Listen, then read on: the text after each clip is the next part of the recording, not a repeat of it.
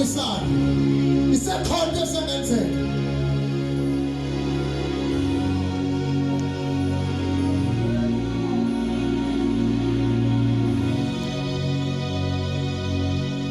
Israel ithi iBhayibheli phana lebizwa ngoEzekile tata ithi iBhayibheli wathi uIsrael esilo ngenxa yakona wehlulakala wafa kwa-3,000 zabantu kodwa kwahambeni kwexesha wamkhumbula uThixo uIsrayeli. Ndifuna ukukuxelela mntasekhaya noma abantu basebethi akuphelile ngawe, ndiyafuna ukukuxelela namhlanje asemaphila la mathambo. Okathixo umuntu akaqonywa, okathixo umuntu akaqonywa, owenza bona akangabulawa. Oshalamaya yingabantu abhala kahle ewandiyazi ungenzeka konke kodwa icebo lakhe lingekho. Wezani sibonisana, wezani sibonisana. Kunebale nakinaliva kuthiwa kunomfana wakhona iDiamond wathuma waziwe emphakathini. Ingenza uba waphuma nabo ephephandaba ndazi kwabonakala ukuthi kule country yakhe abakho abantu abakwazi ukudila neDiamond. Le Diamond izomenzela izimali ngezimali. Wathathwa ngabantu abakhulu, wafundwa ngabantu abakhulu, bamnatha bayinaphesheya. Haleluya. Kusiwa le nto ayiphethe uphesheya kuthiwa bathi kebe ugibele esikhepheni laba sisikhepheni bayintoni kuthiwa yawo nto kuyo kuthiwa wahambe iphosa apha endleleni kubhatala izimali mntakwethu. Wahambe iphosa iyamvuyisa le nto uphethe noma kanjani yavele yawa bephakathi enzulwini. Kuspendwe izimali ze-state iyoba kuyolungiswa le Diamond yakhe ukuze kudlena ne-state wayilahla. Akasho ukuthi ilahlile wabayeka baqhubeka abantu ngoba kuyiproblem ukuthi uma ungumzalwane ungasho ukuthi akuhambi kahle uqhubeka ubona ukuthi kuyabheda. Kwaze kwanzima ebantwini abasha baseBhayi uyingxaka umzalwane onjalo. Anana uyathanda uyingxaka umzalwane ohamba asuke ubheda akho ahlabelele sazi ukuthi kuyabheda. Ya kunjalo nje. Xa phambili uyayisikotha bayena muntu omkhulu kucelwa iDiamond ayikho. Kwenzakaleni iwini? Waye ungashongo biwini ngoba siphethe nezinto in case iyawa. Nasekhaya zikhona izinto esiziphetheyo in case iyawa. Yishokayiwile somthandazisa mani. Zikhona izinto esiziphetheyo ezokuthamela le nto mani. Akuyaka ukuwa kwayo, akuyo problem ukulimala kwakho kodwa wayo ungasho ukuthi ulimele.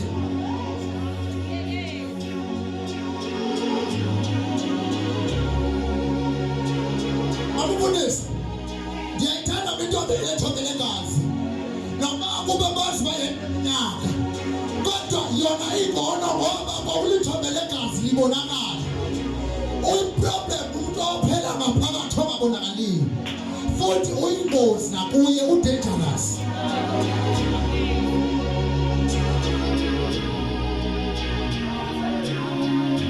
Badabatha uyingozi umuntu ophela ngaphakathi angasho ngoba uyingozi nakuye. Sibona abantu abasindiswe bedakwa utywala ingoba baphila basho ukuthi bonakele. Babale ukuthi bazonqazeka.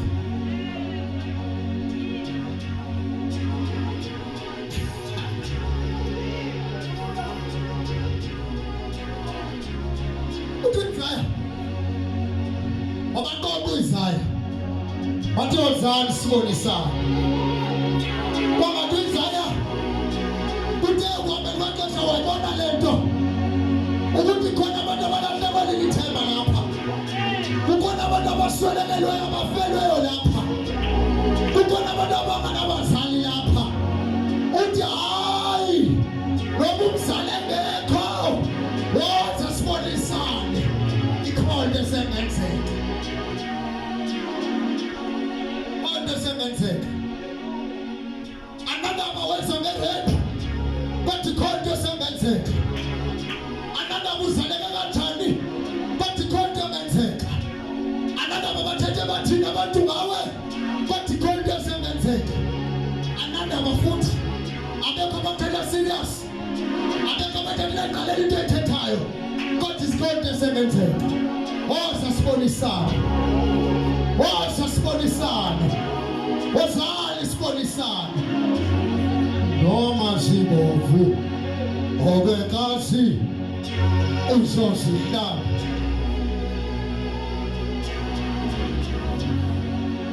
Khonto esengenzeka. Khonto esengenzeka mna nasekhaya.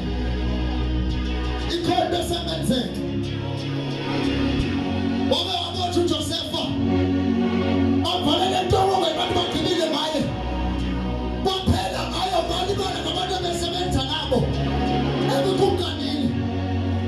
Ithi bebele ifunayo sezogqina. Ngingabhoreki ngelazi ngibhoreka abathandekayo. Sezogqina. Lo 2 minutes bangweni. Ithi bebele. Amen. Ithi bebele.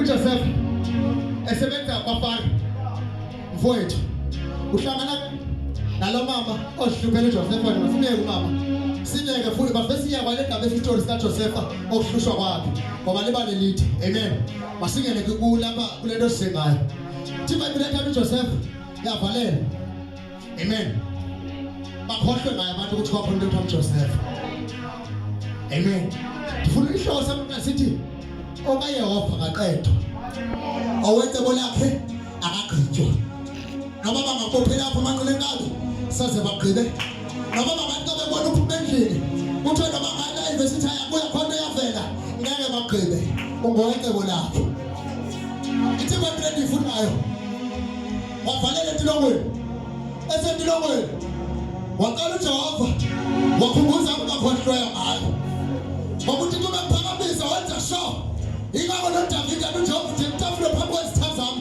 ingoba uJehova wenza sure ulala abantu bekuthongela phansi akwenyuse phambi kwabo ngeke akwenyuse uThixo abantu abebehleka bengekho ithi bayibhile bavele banyathela uFaro indoda yayinganyathelwa iyayilolaka kabi athi ufake bona lena ngicela usebenze ekhazalana wathi ngicela kakhulu akho amen bafika ke tata yakhathaza yanthinta ke le ndaba kakhulu eBhayibhelini zonke izitori ziyathinta kodwa zithinta kakhulu ithi bayibhile bafika kabefika bahlala only few days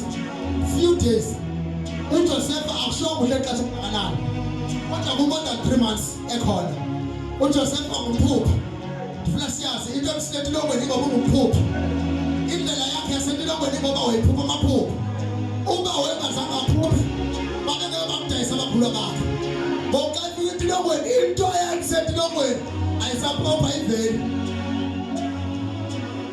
ithi bayibhile ndiyifunayo zaboshwe insizwa zalikazibosho kuthiwa uJoseph waze wafika wathandwa ngufadele losifadele into lana i-correctional yakhona amen now zathatha insizwa zazisa kuJoseph after futhi 2 days zenza into ebefana yenza kuJoseph ngoba kenzeka mabamfundisi kuprofeti abantu abafana abaprofeti okanye abafana abaprofeti before wena babeka abantu izandla baphile kudala ngoba khona wena bahlabelele kuseka abantu kudala bahlabelela wena amen amen sendiyakhiwe ngiyabona ndibhorekile amen ithi bayibhile zafika ezithembu zaveza phupha same time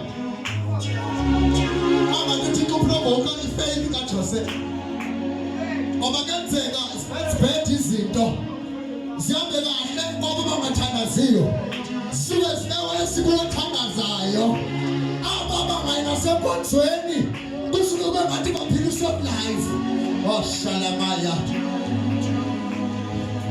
ithi yafika nzima ziyaphupha enye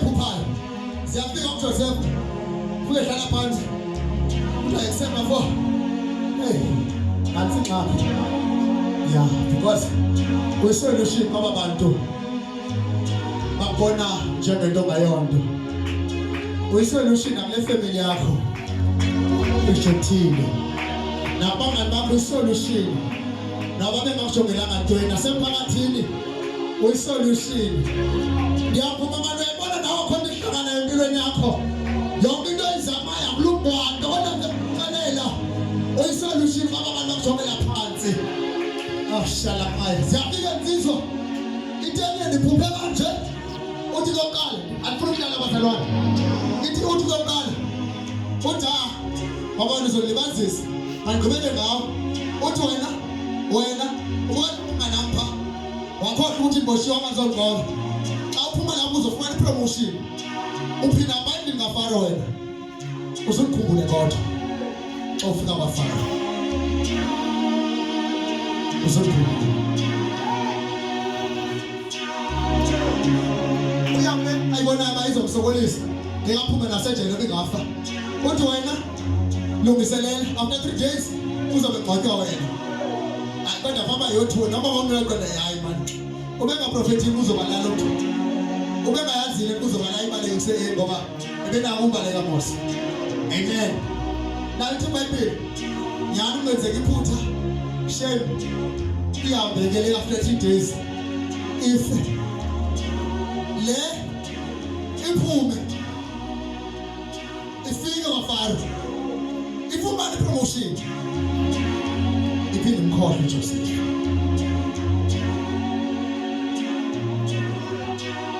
noma ungabanceda banikeze imali yakho banikeze impahla bengenalo zamnxiba inkosi bapromote bakhohlwe ngawe useba isolution ngabo futhi noma amamfundisi mabathandazela bathola imisebenzi babe besithi hey uyayifuna imali la mama ungakhathazeki useba isolution kwingxaki zabo awuphelanga ubomi amen nawo tibambile kwenzeka mfowethu waphupha ufana akuphupha ngaJoseph mfowethu kuphupha ngefuthi akaphupha uJoseph umnini wamaphupha waprofetha ngawe kodwa wena uzobisa intente khumbukiwe amawaka abantu waprofetha ngawe kodwa wena uzoshintsha ikhaya kodwa kodwa ilunga akaphetha nasesikolweni isasho isolution makhathazeki waphupha kule 2 minutes wami unika phupha manikole sisele nako bini uphupha sizabona ezinhle ezisiqeke ngoba ungabikho too comfortable ngokubuhle ubona empilweni yakho emathi kwaba kahle ngoku kuzinto lobubi thandaza uqinisha ungayeki uthi bathi le tata waphupha isikhathi esihle waqona kwapha sayiyeka thina wazongawo na lokho yabasezizweni sizocela kubo baphuma esake zazanga nomuntu seayisiwa kuba wenzanto njengeza hayi bangalimala abazalwane sendiyasho nje abazalwane izikhwebo thina ngezikhwebo ndibathandekayo amen amen baphuma esake ziqina ezilusisi nobujongile mntakotho zathi chu zazethemba zayodla esigebileyo izinto xa zihamba kahle empilweni yakho abajongele phansi abantu asazi kusasa lisiphathelile nabajongele phansi uzaba promote uThixo ababona bengento yanto uzobabonelela uThixo uzobahambela usimangalo. Ngoba uThixo ngabakhohlwayo abantu bakhe. Intibambile ngaphinda phupha lelo nafuthi. Ngaphupa inkomo ezixhenga amathokazi amahle. Ngaphinda phupha amanyazi acileyo adlezi izinto. Ngathi hayi mali khona incwadi. Yayibona incwadi. Noma wayengakholwa uFaro yamthanda ngoba wayibona. Wayibona ibeyond i-control yakhe. Amen. Wayibona lento engekwazi ukuyicontrol. Ithi maybe izinzazi zonke. Wathi umuntu bewayi ngithwala naziyo. Umuntu bewahlangana noThakhehlelezi. Umuntu bewahlangana nenyanga yaziwayo. Akakazela isinode namthindaba. Anobizwe benjawani. Amen. Iphila mabenjawani. Ngengqabane lalomzalwane. Amen. Babizwe. Abantu abathenjwa abaziwayo abazazi izinto. Abazananto. Wanala uFaro. Wathi into laba yakhumbula le ndoda. Yakisihlabalala. Yathi andikho noma nganikenda na. Ngoba bekhona isethembise bengisenzile naye. Kodwa zange bengisabuya. Kodwa khona indoda engiyaziyo. Kamalalo uJosefa. Uyabona Josefa? Ubonakala ngathi isolution babajongene lapho ngoku. Kanti usazoba isolution amakhulu abakhe. Komanda uShumayela eBhayike. Komanda uShumayela eBhayike. Abantu baseBhayike bafundisa uMthetho School. Anizuza nazo bathandekayo. Diphelele abafundi abasenyuka. Haleluya. IBhayibhile. Batho.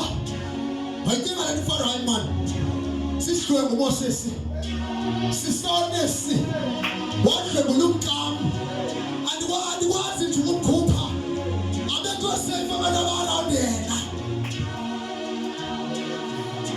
Njengoba usathane ebhalela ngedepression. Uyakwazi ukuthi udangerous kangakanani kuye. Njengoba usathane evalela nje abantu babona bebeworship ababithe. Uyakwazi bayidangerous kanjani. Isibambela uJosefa bamsendilongweni bamazi ukuthi lobungozi wayiqonda kahle uSathane lento ukuthi uzolenzalisa uJosefa kodwa ngathi umuntu akaqedwa owenkoba lakhe akagqitshwa. IBhayibhile wathi uFaro noma engana option wathi makalando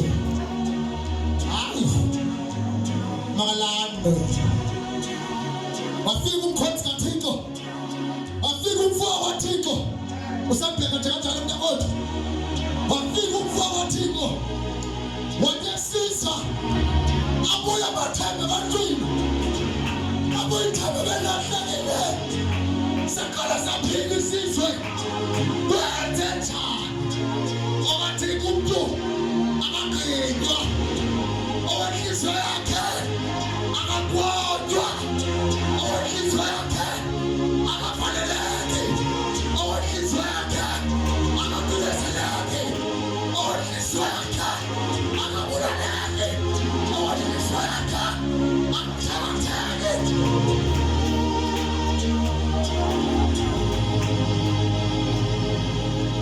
Abantu abuthathanyeni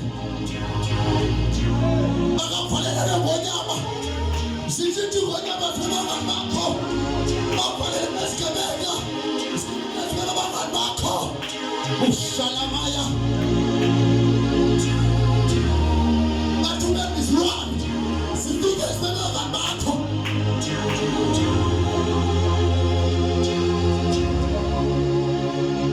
bathumele izulu tata lifike izulu lenzimake eyabasiya safika ngona wena angona wena ngona ngothixo wakho lifike izulu lingamathalisi okungoyihliziyo yakho owenhliziyo yakho akagqitshwa.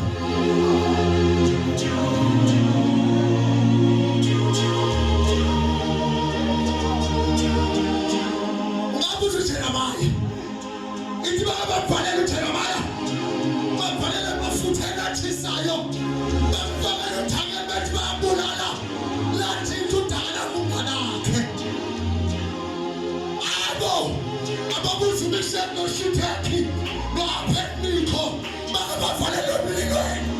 uShanamaya washintsha umlilo wathi umngane wabo owenhliziyo yakhe akaginywa. Owetaba lakhe akaginywa. Owenhliziyo yakhe akaginywa. Yabona tata, angathumela nge-accident ivele kuyisula imali kaningi uthola imali kaRafumeli isiyoshumayela ngoba uwetaba lakhe owenhliziyo kaThixo akaginywa.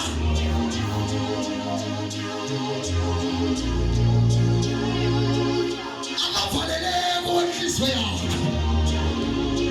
akaqedwe u-Israyeli. Wabuza kuDavide tata, ithi iBhayibheli uSawule wake wamvikela efuna ukubulala, kwathi kodwa ngoba owetaba lakhe owenhliziyo kaThixo akaginywa. Ithi iBhayibheli weza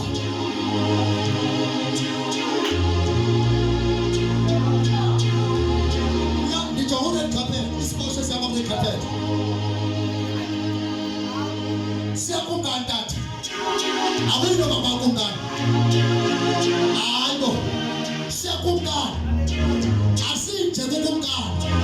Siya nesolution.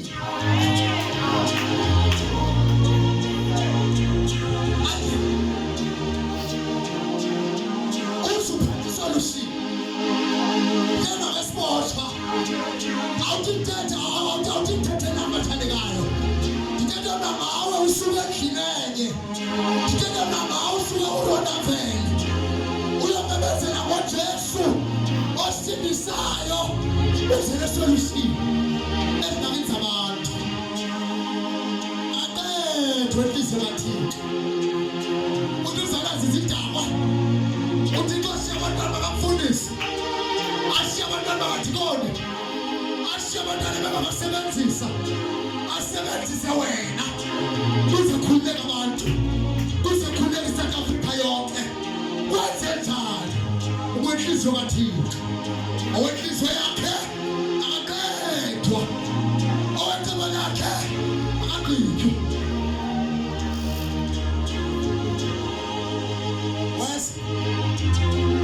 Wathi thingakani storage. Uthi bhekani kuziminyaka eyi-7 yendleko apho bavuke bashayisa ngabo. Hooray! Bangathi kuzala unandi. Hooray! Amen. Kanti ayikho kaThixo. Senaqina sekhabanga la Nkosi ngokuhlongenzele khona. Phela luyamazi uthando nalo thami. Yenza lanto kwathi umfana rijathe ifamily, kwathi umfana rijathe abafowabo, kwathi umfana rijathe umntanakhe, kwathi umfana rijathe ifamily yonke. Walijathe nakuFaro, walijathe ngabangani akazikholwa kuye.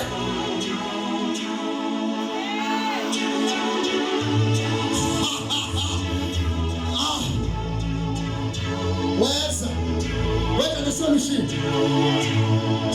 What you call it as a little inside. Some men say, call it as a little inside. Skets and Bonham a coffee, Mama. But those singers about somebody kind. Jesus. Someone now. Now, the food is a bit of Lamatem. Get my end line. Tell me that I say, I am a Wednesday. Would you be a less? Yenza le chapel yathi kodwa kudingakala ukuthi lento sinayo sigcine lento ikhona okudla sinako masigcine dingakala storage. Umzalwane problem ohamba enganaso storage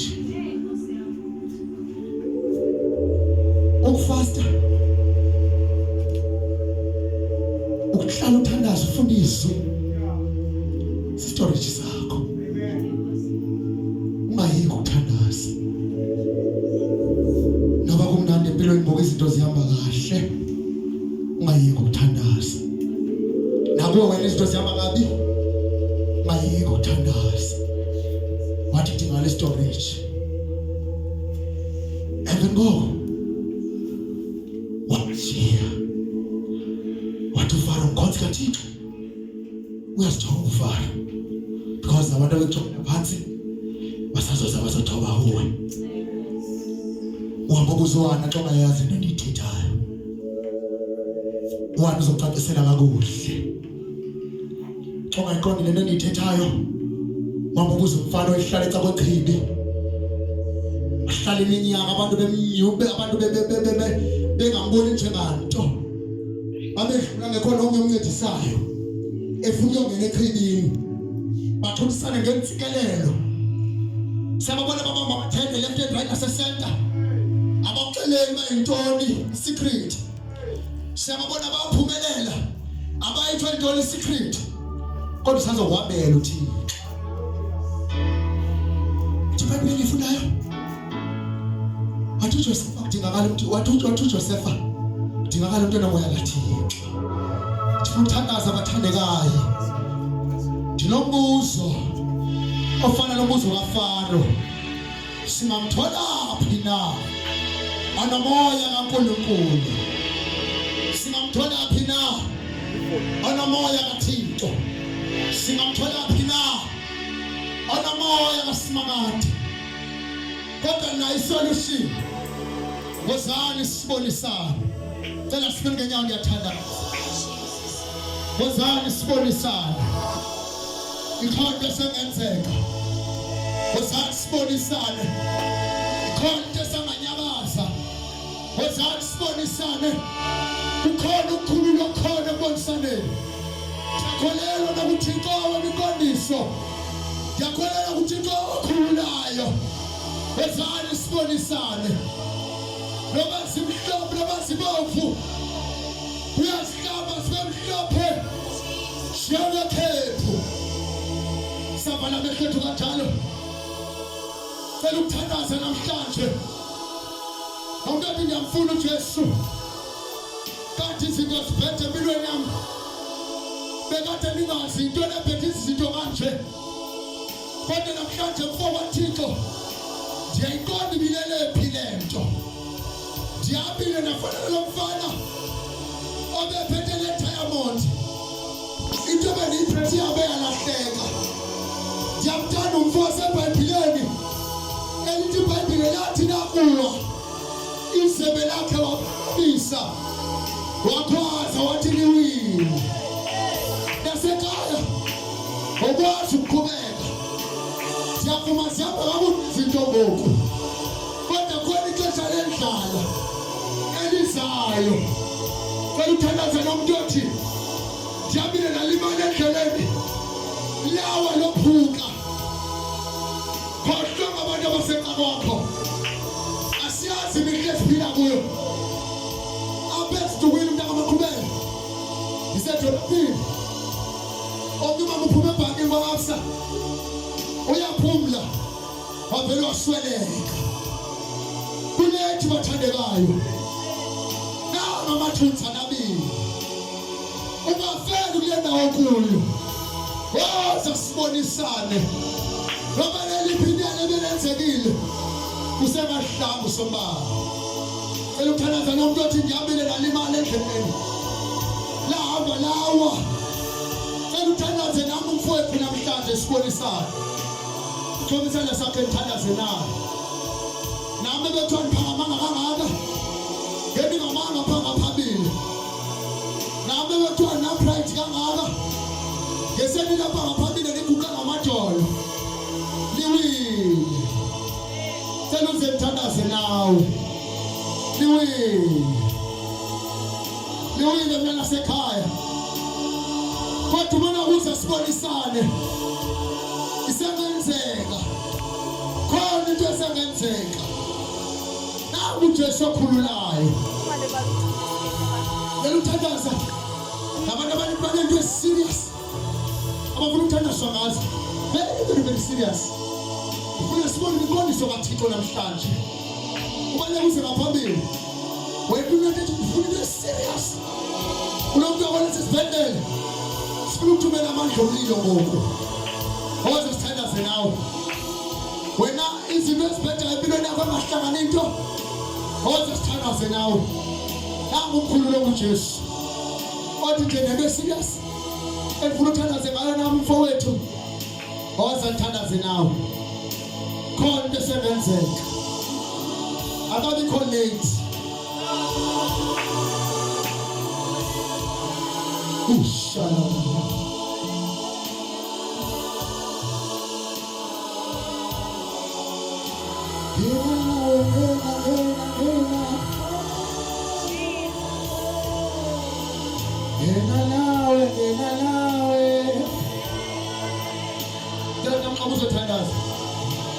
Gena nawe